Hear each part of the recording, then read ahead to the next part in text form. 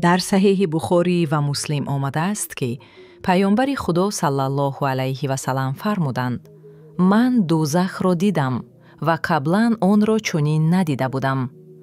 دیدم که اکثر اهل زنهایند. صحابگان از پیامبر صلی الله علیه و سلم پرسیدند: ای رسول الله، چرا؟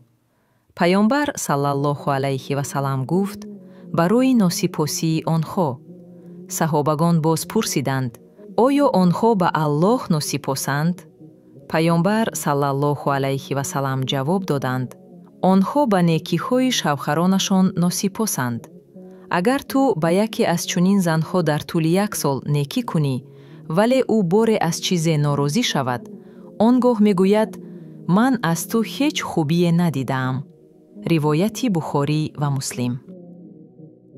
ناسپاسی نسبت به نعمت‌های الله. گرچند که حدیث مخصوص درباره ناسپاسی زنان نسبت به شوهران است، اما درس آن عمومی است. هر انسان باید شکر نعمت‌های الله را بگزارد. مؤمن باید همیشه نعمت‌های خدا را به یاد آورد و برای آنها شکر کند. اهمیت اعتراف نیکی‌های دیگران. این حدیث تاکید می‌کند که شکرگزاری و قدر کردن نیکی‌های دیگران از اخلاق اسلام است. زن باید زحمت و مهربانی شوهرش را قدر کند و به او منتدار باشد. همچنین شوهر نیز باید زحمت‌های همسرش را احترام نماید. تهذیب نفس. این حدیث یک آگاهی است که انسان باید نفس خود را از اخلاق بد، از جمله ناسپاسی، غرور و جهل پاک سازد.